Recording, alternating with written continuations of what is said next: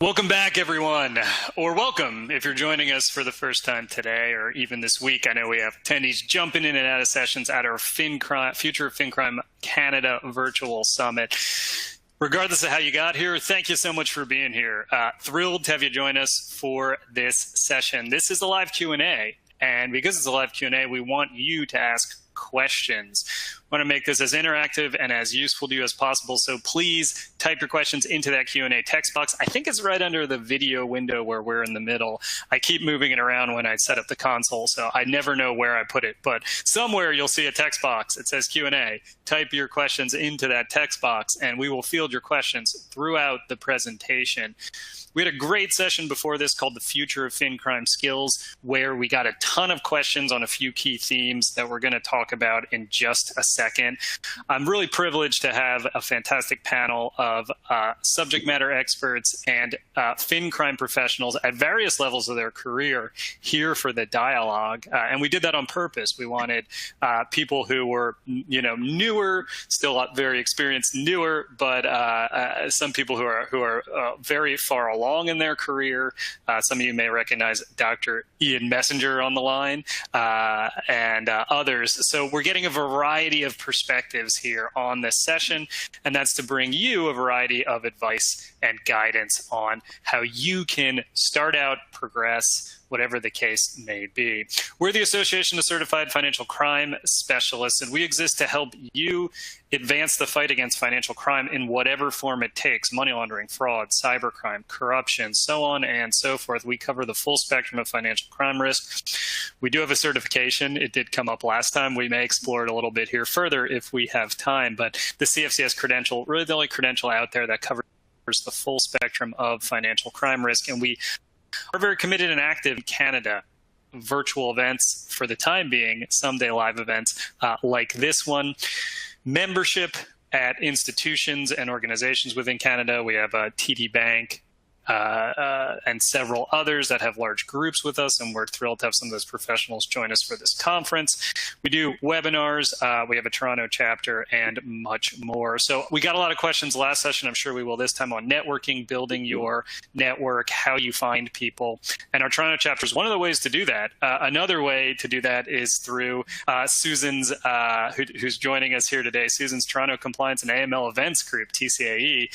I put a resources box on the left side there. You'll see some resources. You'll see some links to the Toronto page, TCAE site, and the 12 program, which we'll talk about in just a minute. Ian Messenger put together a great mentoring program as well. I want to thank our sponsors for allowing us to bring this event to you free of charge. This is a complimentary event, thanks to them. And I want to urge you to visit their exhibit booth. Not too much time left to do that while we're in the live event, but these resources will be available to you on an ongoing basis until November 27th. The GRIP platform is up. All the sessions have been recorded, and I urge you to take advantage of those recordings until the 27th. For members, we're going to move them over to our site.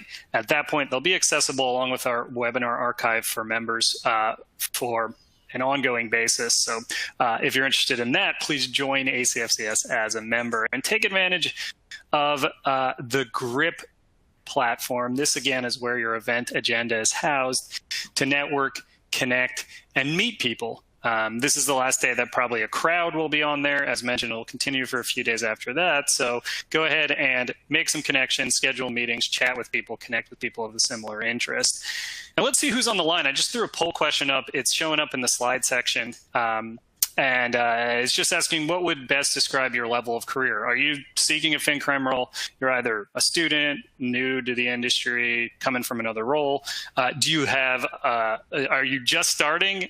You just started your job to about 3 years of experience, 3 to 5, 10 plus, or for the old heads in the audience, you can't remember a time when you weren't in a financial crime role. So go ahead and choose your answer while I do some just very brief troubleshooting. Again, this is a browser-based webinar platform. If you run into any issues with slides, not advancing audio, video, try refreshing. You could also try closing out your other tabs, closing out your other applications. So that might help. And Chrome or Firefox are your best browser options if you're not currently using one of those. So let's see who's in the audience. Oh, interesting. So it's a mix of people seeking and 10 plus as the two biggest. And then, 3 to 5 and 10 plus are actually the two biggest. 26%, 3 to 5, almost 35% over 10 years or 10 years or above. And then another 24% seeking a role. About 14% have 0 to 3 years. 1% of you can't remember a time when you weren't in FinCrime compliance. So with that, let me toss it over to our panel of experts. And I'm going to start with Yana and ask her to, rather than give a sort of formal bio here, I want to ask her to talk a little bit about why she got into this field, why financial crime compliance, what interests you in this, and then once you got into it, why did you stay here? And I should say briefly before I toss it over to you, Hannah, I want to thank Seneca College for helping us to put on this event. Hannah and Yana, who you'll hear from in just a moment, are both Seneca alums, and Ian is also a Seneca College professor. So Seneca was kind enough to recommend these two individuals, and we're thrilled that they did. So over to you. Why did you get into financial crime compliance, financial crime detection and prevention? What interested you and why'd you stay? Well, first of all, hi, everyone. So what attracted me to the world of fraud prevention and financial crime prevention was basically just a coincidence. I never really thought that this existed. I was in the middle of a career transition. I was in the marketing field. I was traveling in Asia and all that stuff. And I moved to Canada and was working as an accounting assistant. And I was studying accounting and auditing. And two of my mentors said, have you considered doing this? This actually matches with your, this suits with your personality, with your skills and your interest. And so I went ahead and here I am now. What kept me here? It's because it's dynamic. It's exciting. It's almost every day is different in a way. You get to collaborate with different people. And most of all, for me, it's a sense of duty in a way. As corny as that may sound, working even in just a municipal level where I currently work now, being able to identify and catch fraud and being able to, prevent fraudulent activity from happening and what it means and converting that to every dollar saved, preventing something to a dollar given to housing, to childcare and all that stuff, for me is something fulfilling. So that's why I kept going. That's why I'm still here until now. So yes, I think I'm going to turn it over to Suzanne. Thank you, Hannah. Suzanne, awesome. Over to you. Thank you. Thank you, guys, and welcome, everyone. Well, I can resonate with Hannah because actually I had the same journey. I came to financial crime compliance by accident or coincidence as well. I started as a fresh graduate and I joined a company, and they put me in a department which was not really started with the financial crime, but they were building it. So I started my journey there, and as a fresh graduate, I was just exploring, my options and, how the work was, until the time that there was an assignment, and our office was basically assigned to, look into a third-party relationship and basically do more investigation on to see that, if they want to have the relationship or not. And they basically were doing due diligence on it. And as a fresh graduate, you basically would do anything, to learn. So I said that I'm going to help with this process, and I'm going to help you out with the investigation on the site. And I basically went to their address, to verify that. And I remember I took my camera with me, and I just went there, and I tried to find the building and try to, take some pictures, and I couldn't find the location. So I was like very frustrated, and I came came back and I started writing a very thorough report and put the pictures there that I took and send it to the headquarters and, just explaining that what I observed. At that time, I had no idea what I was doing. I had no idea what was it about. But then when I started to learn more about it, I got more interested and I started to think about, okay, connecting the dots is really something that I enjoy. And that's why I have been there since, for the past 14 years. Awesome. Thank you, Suzanne. Appreciate it. And we're gonna hear more about what you've done on the networking side, because I think that's a huge part of the conversation. But on to Manju for now. And Manju, please take it away. Okay, yeah. So for me, I always wanted to work in financial services. As a trained economist, I targeted banks, and when I went to the UK to study for my master's in economics, my first role was at Barclays, and that was in compliance, fortunately for me. And I started compliance investigations, and I noticed the first thing I saw in the role was it's actually very huge and very, very dynamic, and FinCrime gels into it as well. So I started picking interest in it, and I did very well in my role, and I was glued from then, and I started looking at how I can actually get better at what I was doing.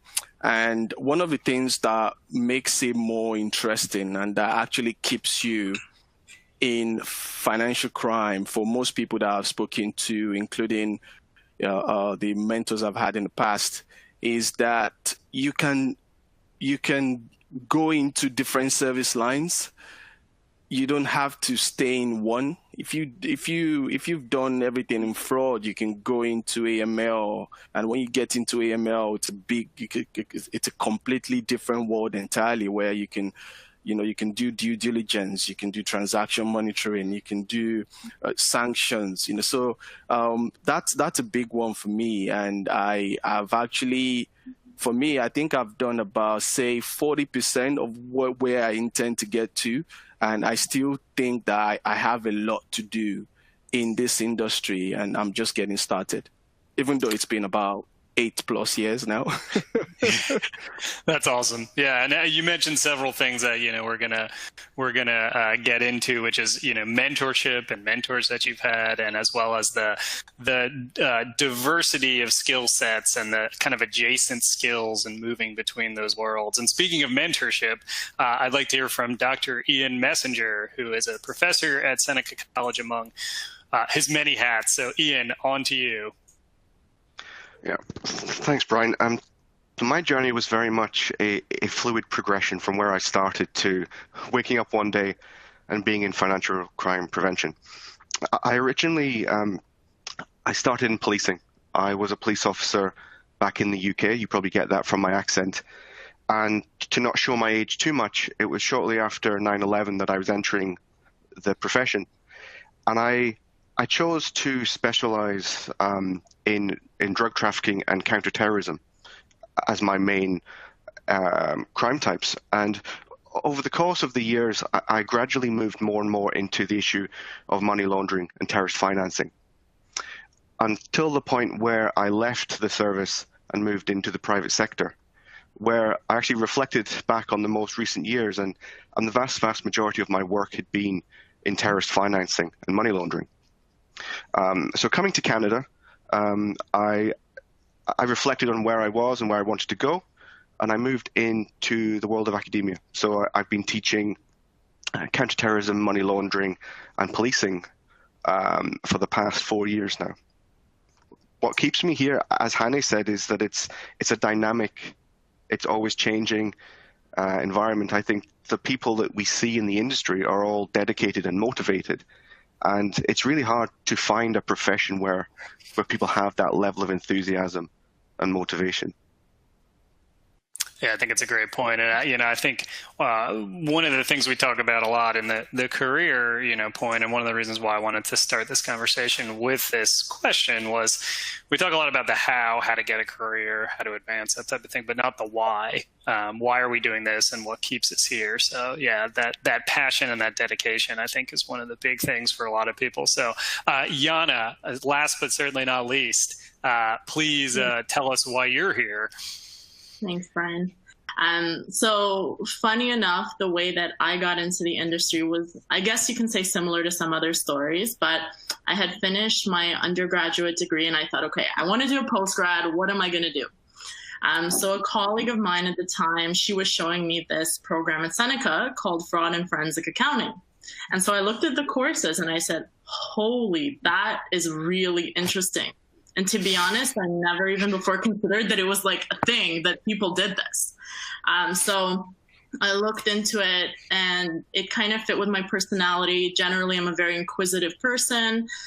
So I said, okay, you know what? Let's do it. Let's do the program. It was probably one of the best decisions I've ever made because it was incredibly interesting. And that's kind of the reason I got into it. And what keeps me here is, yes, it is very interesting. There's a lot of opportunity. I think, sometimes we work jobs and we don't realize the kind of impact that we make, and something that I can do at my job can literally expose a whole network of human traffickers, for example, right? And it's a job that's extremely relevant in this world and has a lot of opportunity. So generally, I love what I do, and that's what keeps me here. That's awesome. Yeah. And I think, we don't talk about that enough, is the impact that we have as financial crime professionals. Let's jump into the questions. We're already getting some great questions from the audience. I really appreciate the questions. So please keep them coming. And kicking it off here, and this was something that came up quite a bit on the last panel as well. What advice would the panelists give to newcomers in the field who are entering with not a lot of experience, trying to get their foot in the door? So essentially, how do you start out? You don't have experience. You're brand new, and we have, last time we talked about different elements of this: getting certification, enrolling in college, higher education, starting out as a contractor, all these different things. So I'll throw it out to Ian to start us off. Ian, you're brand new, you're starting out. How do you kind of kick it off? And particularly, this is another point that came up a lot. How do you get over that Canada experience requirement that we see on a lot of job applications? Sure thing. And the Canada-specific experience is a real thing, sadly. It's meant not to be, but it certainly is. But I think coming into the market here in Canada, it's a very competitive market. There's certainly a lot more supply of candidates. There's a lot of newcomers coming to Canada who have a lot of experience in their own countries as well. So it can be very competitive, especially when we look at the number of permanent roles versus the contracting roles. And I think one of your earlier panelists really brought it home when they said contracting is a great way to get started, because often contract positions, if it's a remediation project or if it's a bulk hire, they tend to have a little bit of flexibility in the experience and the role requirements. Specifically, I use my example of this. When I first arrived, I didn't move straight into academia. I worked for a private intelligence company in Ontario, and obviously I had no kind of experience. But this is where soft skills and transferable skills really come in, and this is the piece of advice I would certainly give to those wanting to start out in a career. Is you have the underlying skills, you have the underlying capabilities from your previous roles or from college or from university. It's all about leveraging those and demonstrating those in your resume or your CV. The knowledge piece, so the financial crime knowledge, absolutely, it's something that can be taught. it's something that can be taught. So through certifications or through short courses, I think you have to be mindful about whether you're going back to college or university full time, because that's a large expense you're incurring, and you'd still have to apply for a job at the end of it. So it's kind of a big decision to take. But being creative, I think, is certainly what I would recommend. Yeah, and that we talked about that on the last call too, was that it's not always a linear progression, right? You have to think about jumping from point to point to point. Susan, how about you? You came from Dubai, as we were just talking about earlier before this session started. What was your experience in getting started in Canada, and advice for somebody looking to do the same?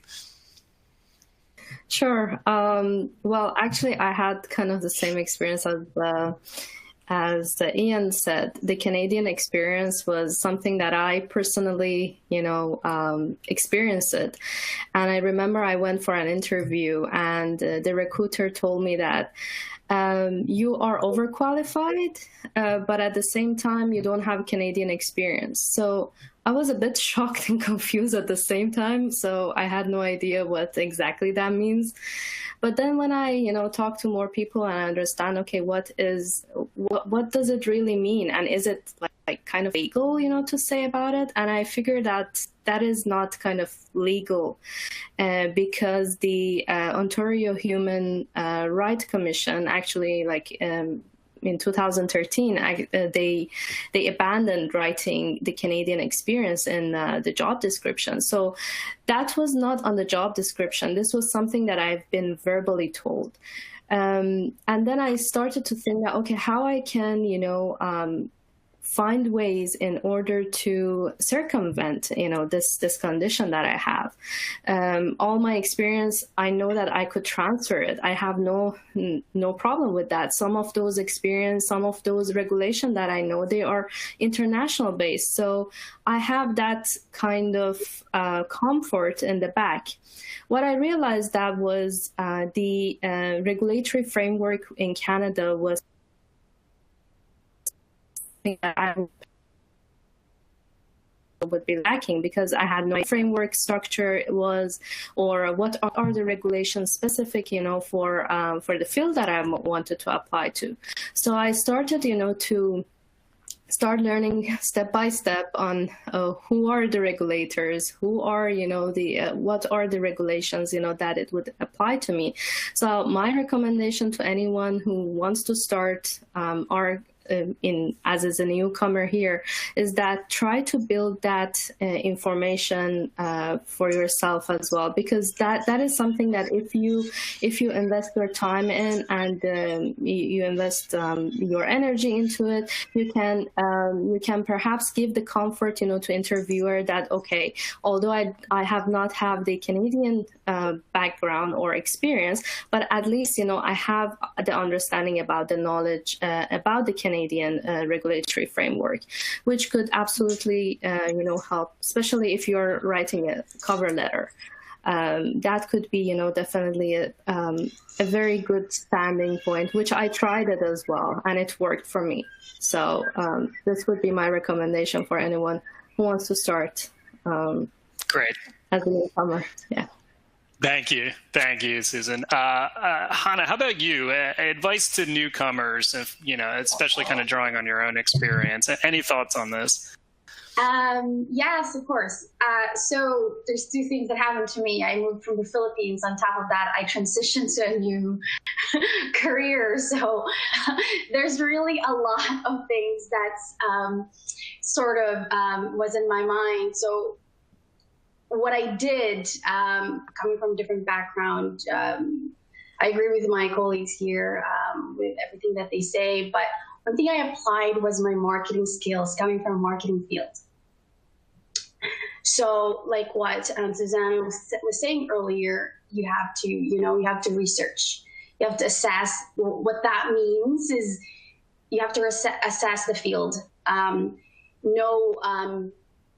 Each one is a different approach.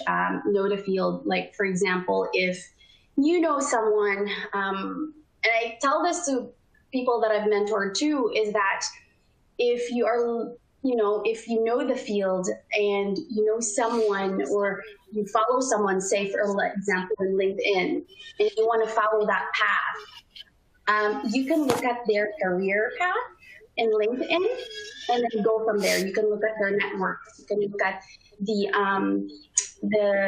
networks, their certifications. You can look at the networks that they're attending. That way, you will sort of have an idea on what the field looks like. And on top of that, kind of want to understand what your priority is, because some people have families when they move and changed into a different organization or changed into a different field. So you might want to understand what your priority is, and are you willing to sacrifice certain things? Are you willing to sacrifice being a contract? Are you willing to sacrifice going into an entry level? And another thing that helped me the most is building relationships. It's not an instantaneous thing that you build a relationship and you click. It's more of you really have to sort of really build and seek relationship that fits you, because there are some people that you seek advice. You want to get advice from people that could relate to your experience, because a person who wants to transition to a different career who has also 3 kids is different asking advice from a single person, or a person with who's moved from one country to the next is also has a different experience. So those are things that help me. Yeah. Thank you. Thanks, Yana. No, those are great points. And I think one of the points, I think you had made this when we were talking before, is having a plan, right? You got to have a plan of what you're doing, and those are all all the points you mentioned are elements of that plan. You have to research what a career progression might look like through LinkedIn or through speaking with people. You have to think about what your priorities are. And to Manju's point before about he said I'm about 40% of where I want to be. He clearly has a plan or an idea about his career progression. So I want to pass it to Yana in just a second, but Ian, I think you had a follow-up comment to make. So let me throw it to you first. Yeah, thanks, Brian. It was really reflecting on a comment from Susan about understanding the local Canadian market and the local Canadian framework. And I think that's a great point, because as Susan said, it's illegal to actually state you need to have Canadian experience in a job description. So the way many hiring managers pivot from that is to say, especially if you're looking at an anti-money laundering role, is you have to have X number of years working with STRs, so suspicious transaction reports, which, frankly, there's nothing. Canada and one other jurisdiction uses the STR framework, so that's pretty much saying the same thing. So as Susan mentioned, really flagging up to a potential recruiter how you have an understanding of the local market is key. Because one of the pieces of feedback I would often get from students or from people in industry is that those hiring managers feel that, yes, they are very qualified, but can they write a suspicious transaction report? So by addressing that fact, I think is key. And I think to Susan's point, it's kind of, I think Susan had the last laugh in that conversation, because obviously now running one of the most impressive, one of the largest groups here in Canada, where those same industry experts are knocking on Susan's door to present, I think really shows if you put the time in, you put the hard work in, you can achieve success here. Yeah, thank you for that, Ian. I think it's a great point. Yana, over to you for advice on newcomers, and then I want to jump to Manju on a slightly different point because we got a couple questions on it. But Yana, over to you first. So just a couple points. I think I'll also just add to Hannah's point about LinkedIn. I think it's really important to network with people, because while the industry is big, it's also small, right? Because you're almost going to be shocked at how many people know people. Like I've had moments where I say to someone, wait, you know this person, but they're like in a completely different institution, but somehow everyone knows each other at the end of the day, right? So you want to make sure not to burn bridges for sure. And, appreciate the interactions that you do have, and I think when you're messaging someone on LinkedIn, the reality is that not everyone will answer you. In fact, maybe a majority of people won't, right? But that doesn't mean that you should be discouraged or that you should give up. And just when, if you are messaging people, like I've had people message me and they literally will send me their resume and I'll be like, who are you? And that's the truth, right? Like you want to just tread lightly and know that there are people who are actually getting a lot of messages, and you just want to be careful how you present yourself, because if you present yourself in that way, look at my resume, it's like, well, you know what? I probably won't respond to you because that's all you gave me, right? So you're not giving me much to work off of. So don't burn bridges and present yourself properly, right? Don't be discouraged. Just keep going.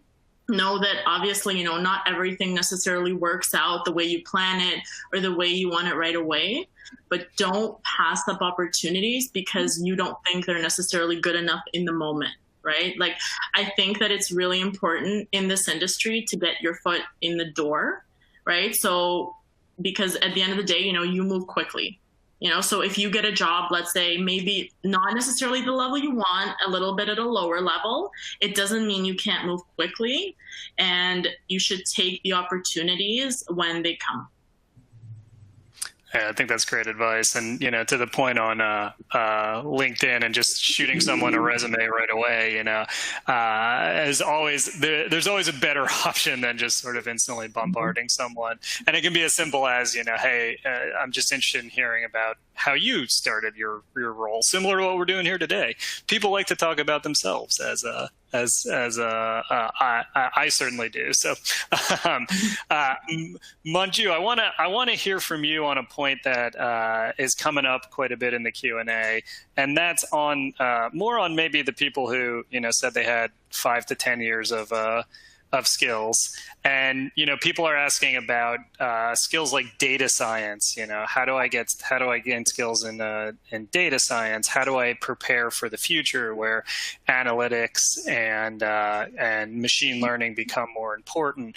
So what would you recommend there? What would you recommend, particularly with kind of the convergence of skills and combining maybe a little bit of your financial crime skill, if you have it, with some of these other areas? Great question. The first thing I'm going to say is that if you're thinking along those lines, you're thinking really, really well. And it's a fact that it is happening. AML is moving, or financial crime is moving towards technology. Technology is a huge part of what we do right now. And according to the United Nations Office of Drugs and Crime, there's about 2 trillion that is attributed to money laundering every year. And this is putting a lot of pressure on reporting entities like banks, financial institutions, or any entity that has to comply with the money laundering regulations to pump in more money into detecting and deterring money laundering. And what that is doing is that it is putting a lot of pressure on transaction monitoring capabilities. And what then happens is you have millions of transactions, and there's a lot of pressure on these systems to catch these transactions that are deemed to be suspicious or indicative of money laundering or terrorist financing. What then happens is you have a lot of false positives. This has been going on for years, and it's still a problem. And this is where machine learning comes in. This is where artificial intelligence comes in, and companies are willing to spend more on a specific type of skill set in terms of your IT skills, your AI skills, data analytics, to reduce that false positive, to make their AML systems, their transaction monitoring systems, smarter. And if you are interested in that, you are likely going to do very well. But what we've seen in the industry is you have guys with a lot of IT skills. They don't really have that domain knowledge of AML. And when recruiters go out to ask questions about the gap in the market, or to look for people with the specific skill set, what happens is they see all these guys that have all these incredible IT skills, but they don't know AML. So how to bridge that gap? Of course, if you're in the industry now, if you're working in AML now, start thinking about boosting your IT skills. You can do that by either training or by, you can train in-house, you can transfer in-house, or you can just go back to school. There are lots of universities that are offering fantastic data analytics courses, AI, machine learning, and all that. And you can, increase that knowledge, get that specific skill set. And when you have that, you can then do a lot of things within AML. You can do business analysis, you can do business intelligence, you can do scenario testing. There's a whole lot of things you can do to help what to me is one of the biggest challenges in AML right now. And if I can just add to that, I think what's really, I don't know if it's underestimated or not, I think it is, but, personal development and taking these webinars, taking these courses, right? Because when you have an interview, and it's funny because for my current role, they actually asked me this question and my boss said, what are you doing for your personal development? And I said, oh, thank God I'm doing something because otherwise I wouldn't know what to say, So it's like we need to actually take steps to learn to the future, right? You have to say, okay, this is what I want to do. This is how I get there. These are the courses I need to take, right? Because you're not magically just going to get there out of nowhere, right? So you have to take the steps. Yeah, I think it's a great point. And a lot of people ask like, okay, I can't necessarily afford to go back to school right now or that type of thing. There's a lot of free learning out there too. You're here at the Future of FinCrime Canada Summit for free, but Coursera, Udemy, Udacity is another one that have online courses, and some of those are quite in depth, and you really can learn applied skills beyond just sort of watching a 1-hour webinar on things like data analytics or coding or IT. So there's a lot of free knowledge out there. You're not necessarily limited by cost or the need to go through a university program. So great points. Any final points on that kind of getting started before we move on to another topic that I think is near and dear to a lot of our panelists' hearts? I think Monju made a great point about planning for the future and investing time in where you want to go. And I think it reminds me about how Canada-specific experience is potentially less of a barrier in those more niche or more international silos of financial crime. So I'm thinking of sanctions investigations, for example, or as Monju mentioned, data science that is maybe not restricted by the Canadian boundaries, or the cryptocurrency industry. Those are more international, and I think those hiring managers in those companies are a little bit more open to the international candidate. Yeah, great point. Yeah, great point. Just to quickly add to that, my personal experience coming in from the UK was when I got my first role. I looked at what the issue was. So the way I would approach the job market would be to look for problems. Okay, why is this entity looking for somebody? And I just focus on that. So when I hone into why I think they're looking for somebody, then I write my resume to address that issue, to just say, you know what, this is the person you're looking for, and it really worked for me. I was quite lucky in that regard, and no one asked me that question about a Canadian experience, because I was presenting myself as somebody who could solve that specific problem just based on the way I wrote my resume and the cover letter. It was to the T. It was just specific to that one issue. So like Ian was saying, if you have specific skill sets, or you can present yourself to be able to just solve that problem, then the other nuances that will come in, like, having this Canadian experience, and they become secondary, because they know you can solve that problem straight away. And this is why contracts and projects are great in AML. Yeah, I think Yana made a really great point. Sorry. No, go ahead. a point from Yana, which I think really resonated, is don't be shy about taking a more junior position or a different role within a financial institution.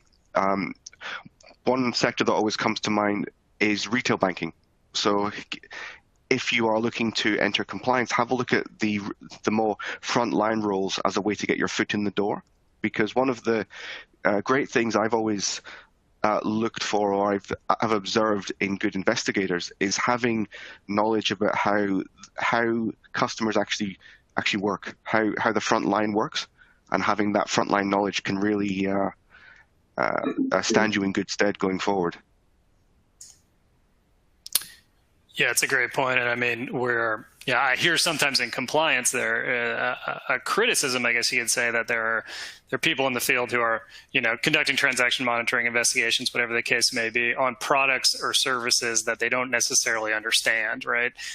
So they don't have that product knowledge. But if you're in the retail banking space, you can get that. Let's talk about building your network and the importance of building a network and making connections. And I want to throw it over to Susan to comment on this, because this is something that you did in a very creative way.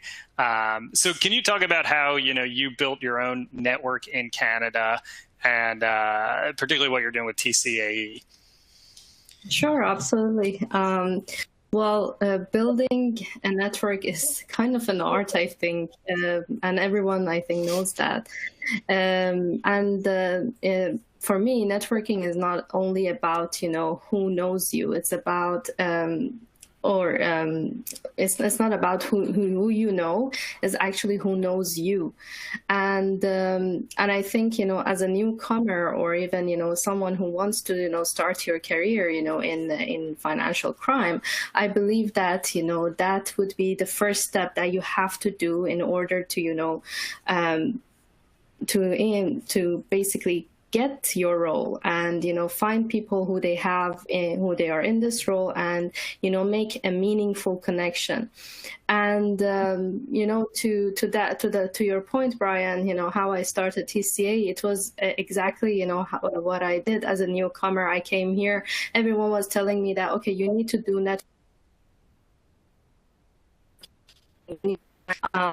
people to get connected with, and introduce yourself to, at the beginning, even where to find those events. And that there are so many conferences, events that were happening last year, and basically that's why I created the TCA, or Toronto Compliance and AML Events, so that I could centralize all those events, so that everyone could get the benefit, would be able to participate on those. One thing that it really helped me to create those meaningful connections, I think there were 3 aspects into it. I started when sending messages, to everyone, as I think you and Yana was also saying, that don't send your CV. That is definitely a first thing, guys. Never do that. That's like a very bad mistake. That I received so many messages. Please attach my resume and find me a job. That's not ever gonna work on any platform, not only LinkedIn. But the power of LinkedIn is very, very important, to create that kind of relationship that you're looking for. And that first impression and that first message that you're gonna send out to, it should be not only about you. It should be something that, you have to think about how I'm going to help someone else, how I'm going to help the person who I'm going to send the message to. So the first step that you're going to do when you're sending your messages, you're creating that first impression. It should be in a way that you basically either complimenting them, or you saw a work that they had done, and you say that, oh, I saw this article that you shared. I really liked it, and I like to learn from you. you more, and ask people, for their guidance on your messages. The first impression is, as all of you know, is very important. And so spend that time, to create that first impression perfect. Don't copy paste all the messages, from someone else and, send it as a group message, to everyone, same text. And don't forget, to change or forget to change the name, which that happens quite a lot. But yeah, this is what I believe, that the first impression is very important when you're making that. Be supportive when you want to create a relationship. Be so supportive. Be engaged in the conversation. If someone is, if someone who you like to be connected to is putting a post, engage with it, connect with that person, put your thoughts into it, put your likes and loves and everything into it, so that that person understand that, you cared about the post, you cared about something that you shared. So the facilitation of the connection, it would be easier if you're going to send a request to the person when before that, you interacted with their post. And I think the last thing that I would say is that be genuine and really care about the connection. Connections are like, that's something that it will not build in a day. You have to work on it. You have to nourish it. You have to, pay attention to it. There are several times that I saw someone who used to post, articles or post, and I saw that that person is not here for a while on LinkedIn, and I messaged that person. I say that is everything okay? And specifically in this pandemic, what all of us need is that care and genuine connection, that person knows that there is no hidden agenda by you asking that care and that message. It's about you genuinely caring about the person, and you want to check up on them, and then they would be able to help you out, no matter what request you ask them. They would be very supportive because they know that you care about them. And I think that is, if we can create that connection, we would be able to create a group, a network, which it will be full of people that there will be supportive, and that's the people that you want to be next to when in your connection and in your network. Yeah, I think that those are some great points, Susan. And I mean, I really like what you say about genuinely caring about people, right? We're seeking jobs, we're seeking career development, but we're human beings first and foremost, and we're human beings who do want that sincere connection, that genuine connection. So thank you for that. I really appreciate that. On the staying on kind of on the networking topic, but switching a little bit to mentorship. I know that Manju mentioned this, Ian mentioned this, Hannah mentioned this, so obviously this is extremely important. And let's just, Ian, let's start out with you, if you don't mind, just talking about, mentorship, both why you see it as important for career progression and maybe what you're doing with the 12 program too. Yeah, sure thing. Thanks, Brian. I think the role of mentors and mentees it's really understated in our profession, because we've all been through the process. Those of us who are more experienced, whether it's through seniority or through tenure, we've all made mistakes. We've all learned along the way what works well, what doesn't work well. And I think it takes a special person to want to pay that forward and to help the next generation of financial crime professionals coming up. And that's what I've been really taken aback with here in Canada, is the level of enthusiasm for those senior professionals to want to give back. And Susan, you've seen this, I imagine, with TCAE, with the amount of individuals that want to give their time to share their knowledge, share their experience. And definitely how a mentor can support your career is by helping you clarify some of your own objectives. I think there's that Baz Luhrmann quote, isn't there, that if you don't know what you're doing, I'm paraphrasing, if you don't know what you're doing when you're 18 or 20, that's fine. and certainly having a mentor to have those verbal conversations can help clarify in your mind where you want to go and how you want to get there, and you can get advice and guidance. And definitely with the 12 program. So the 12 program is a mentoring program which I've been working on for quite some time, and I went public with it 2 months ago, and I've really been blown away by both the level of interest from people wanting mentorship, but also the level of senior leaders and thought leaders within Canada who want to contribute their time to help the next generation. So it's called the 12 program. It's basically 12 mentors, 12 mentees having a 12-month long relationship of mentoring and training. And to put this into perspective, over 2 months, there is over 150 applications to become mentees. And at that point, I'd already made up this name 12, and there's only 12 months in the year, so I'm kind of restricted a little bit how we can change that. But it really showed to me the level of interest and the value that mentoring is. I've certainly myself benefited from mentors throughout my career, and it's helped me clarify where I want to go and avoid mistakes which I could have made or were going to make.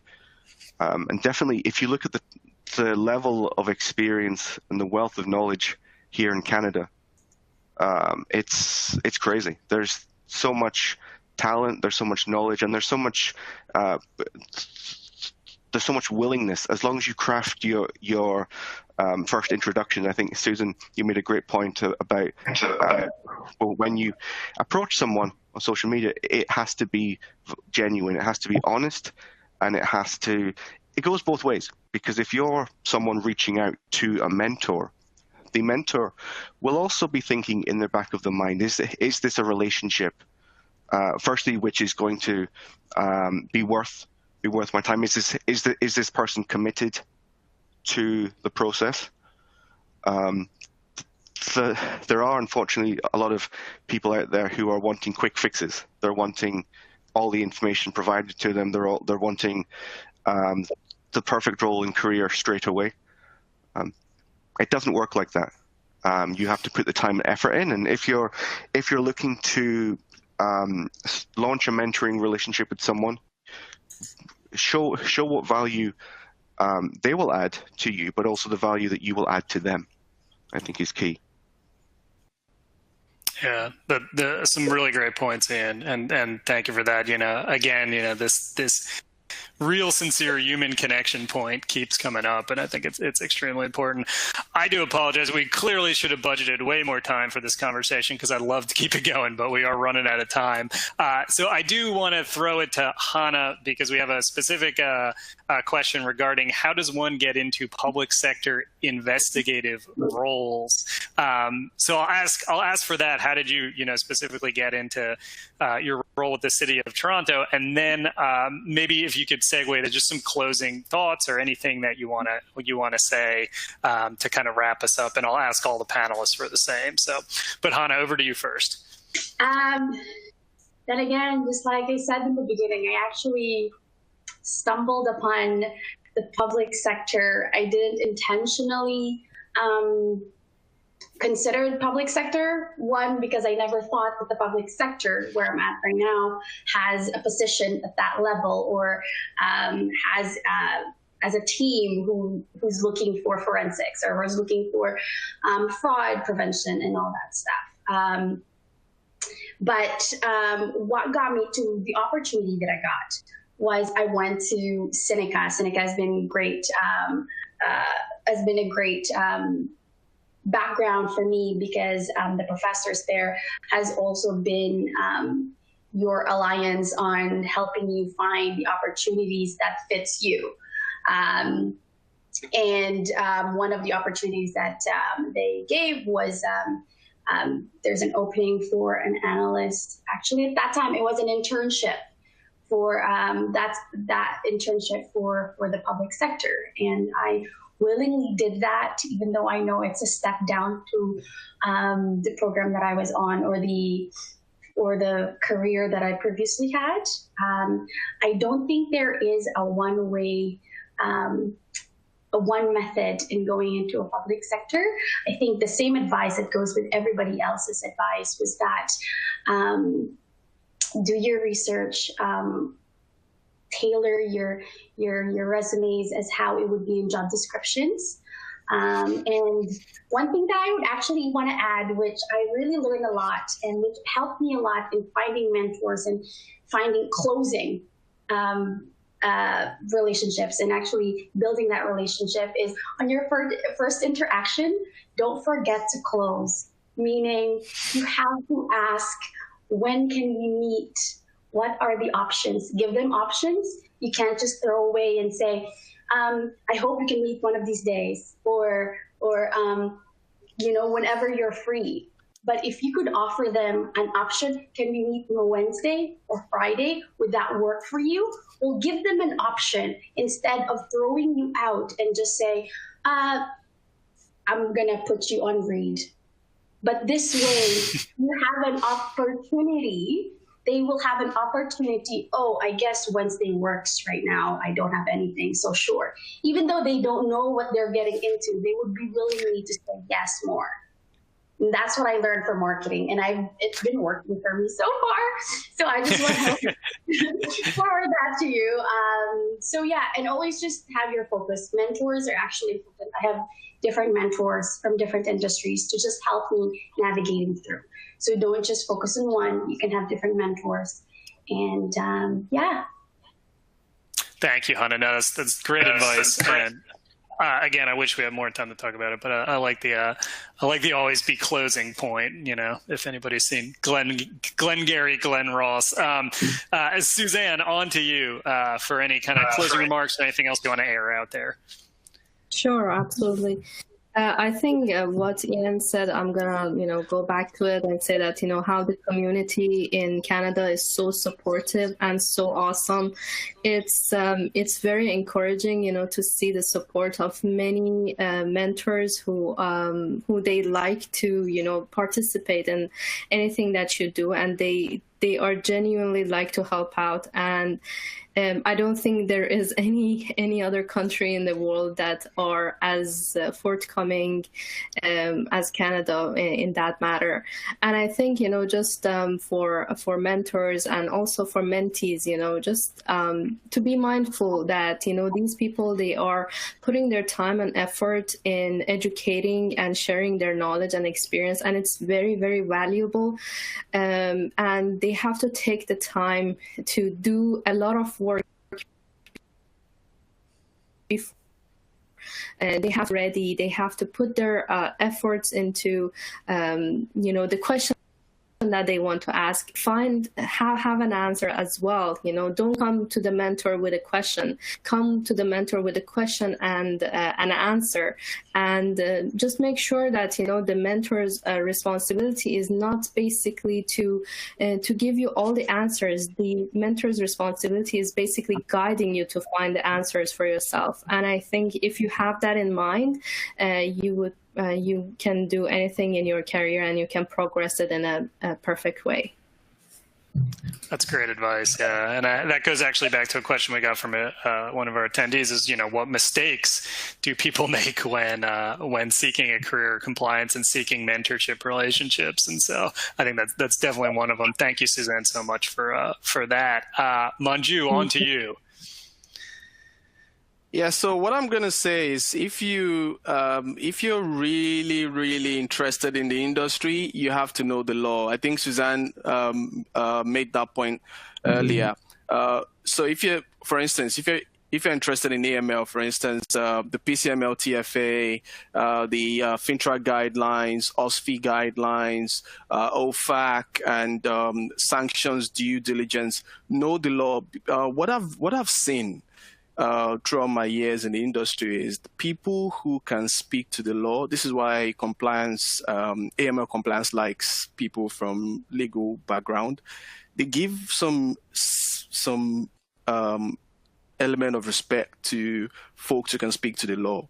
So if you come with your different skill sets, but you can speak to the law based on your knowledge, based on your ability to research, based on how you've been able to interpret the law. And even if you see some things that you don't understand, this is where mentorship comes in. This is where networking comes in.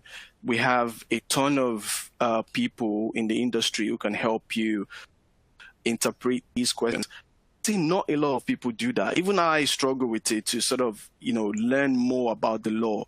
I think that's an area a lot of people are, ignoring because you might think it's too complex. Reading the MLTFA can be very boring, but I tell you, if you master it, you are going to set yourself apart. And that's one thing I would like you guys to take away from this session. Yeah, no, I think that's fantastic advice. As someone who's married to a lawyer, I can attest to the importance of the law. As something we talk about quite a lot in my house. Thank you very much, Manju. Yana, wrap us up and take us home here. All right. I guess, there's been a lot of great points made. And ultimately, I just want to add, do not use the pandemic as an excuse, please. Okay. It doesn't matter if you can't meet with people in person. You can have a call with them and that works out completely fine. There's a lot of opportunities. AML doesn't sleep, right? AML is regulated. So there's jobs out there. So we don't know how long this is going to go on. So don't use it as an excuse to not do things, right? Use it as an excuse to do things, if anything. Right now we're home more. We have less time to do social things. So this is a really good opportunity. And I think we should all approach it that way. I love it. That is a fantastic mindset of turning, potential negative into a positive. And it's great advice. You're totally right. We're here at a virtual conference, so things haven't stopped just because there's a pandemic. So I just want to give a huge round of applause to our panel. Thank you all so much.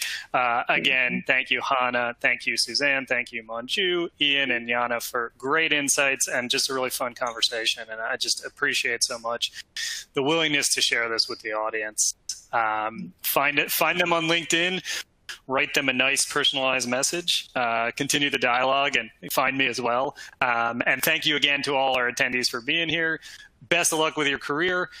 Join us again at 12:45, just about 10 minutes. We're going to keep pulling a lot of these threads on boosting your networking and career development in particular, focusing on how to build your network at the time of pandemic, and much more. So join us again. Thank you again to our panelists, and be back with you shortly. Bye for now, everyone. Bye, everyone. Bye, everyone. Bye, everyone. Bye. Bye. Bye.